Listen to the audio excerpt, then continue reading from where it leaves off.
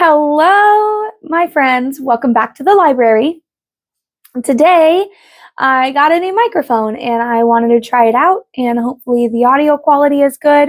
Make it a little easier to hear me, not so much background noise, also not overly quiet. So, let me know what you think down below. Today, I want to be discussing my 5 most anticipated reads for spooky season. For me, spooky season goes from September to like the beginning-ish of November. It's my favorite time of year. It is my biggest genre that I have on my shelves, so I have so many to read. I'm very excited.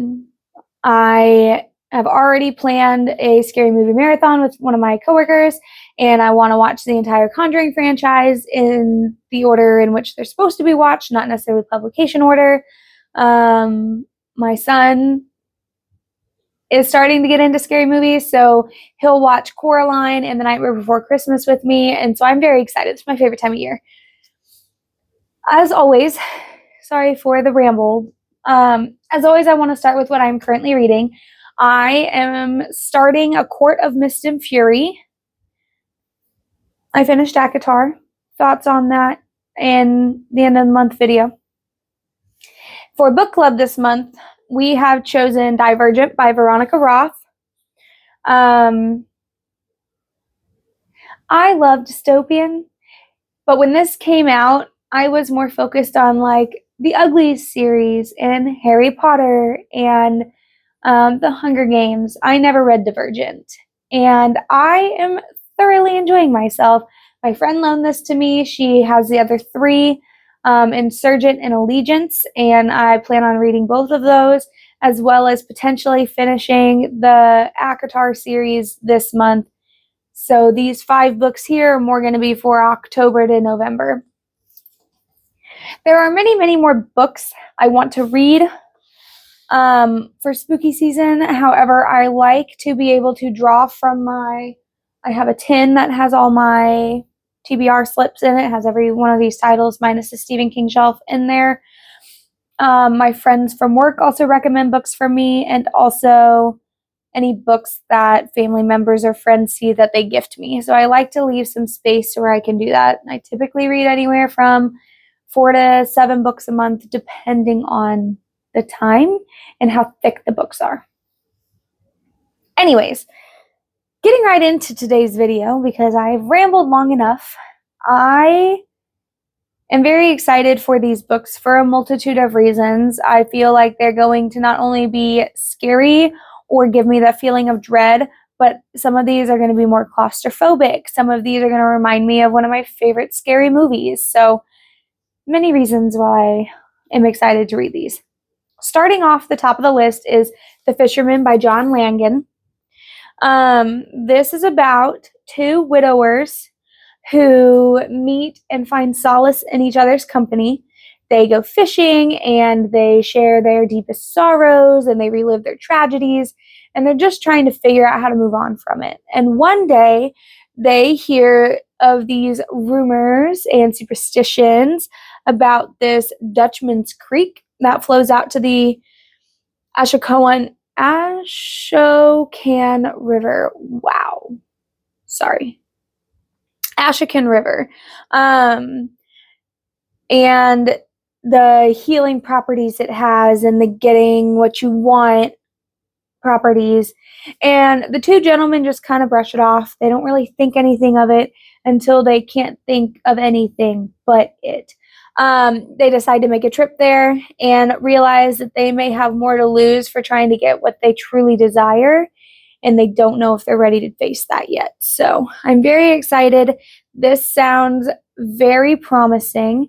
It also sounds very claustrophobic and grief-ridden, and I am here for despair and feeling the loss with them. I love books that make me feel that. So I'm very excited to read this one. Next on the list, going away from the water, is The Last Days by Adam Neville. And this book is the thickest one on my TBR. like 600 pages-ish. 530-ish pages. Anyways, this is about this documentary crew that gets invited to visit the Temple of the Last Days, like headquarters thing in London. In 1975, there was a terrible massacre, and the leader of this cult was murdered or taken out. They are very excited to document this. Nobody's been able to document it or talk about it. And when they get there and they start uncovering things, they realize why. This cult was doing more than just worshiping. It sounds like they were conjuring as well. So I'm very excited to read this book. It's right up my alley. It sounds terrifying. Cult reads are just one of my favorite subgenres anyways. So I'm very, very excited to read this book. All right, going back to the water. This is the last water book that I have. It is The Deep by Nick Cutter. This story is about a plague virus called the Gets, and it starts affecting us. It starts with not knowing where you put your car keys or not remembering where your water bottle is for work, and then turns into you don't know who you are, and you don't know who these people are that are living with you that you should know. You have pictures with them, and it drives them to madness. There is no cure for the Gets. There's no cure. However, there is this universal healer, or this ambrosia, at the bottom of the Pacific Ocean. And so this group of researchers builds a lab to learn more about the properties to find out if it can help with the Gets. One day, though, the crew that is down in this laboratory at the bottom of the ocean loses contact with the surface, and there's no rhyme or reason why. They have no idea what's going on. Everyone's starting to freak out just a little bit. So a small group of researchers from land decide to travel down below to make sure everything is okay, kind of see what's going on, only they realize there's more below the surface than they anticipated. And what is below the surface may be worse than what is plaguing humanity. I'm very excited to read this. It sounds very claustrophobic, like you're drowning, like you're sinking. Gives me this feeling of dread just knowing what it's about. So I'm very, very excited to read this one. This will probably be the first one that I read this spooky season. Next, we have Incidents Around the House by Josh Mallerman. Now, I posted in my last video my August reads of the month, and I read Daphne by Josh Mallerman, and I really enjoyed it. Incidents Around the House, from what I've heard, book reviews and reading the little inside flap that says what it's about. It's about this little girl who lives with her mom and dad, and at night they would put her to bed, tell her good night, and when they would leave, her closet door would open, and little girl had this other mother, or this thing she called other mother, come out of her closet and asked to come into her heart. And the girl is defying her and not letting her, and more chaos starts erupting around her. This is written from the point of view of an 8-year-old, so I'm very excited for that if it is done well. What I'm most excited about is this kind of gives me the feeling of like Coraline meets Mama, the horror movie that came out in like 2014-ish. So I'm very excited to read that because Mama is one of my favorite horror movies. It's actually the very first horror movie I ever got to see in theaters, and my mom took me. The last one on the list is Nestlings by Nat Cassidy. So full disclosure, I did not know Rosemary's Baby was a book until I started seeing this all over my TikTok. So I have since purchased Rosemary's Baby and do plan on reading it. I want to read this one first. But I have seen the movie Rosemary's Baby.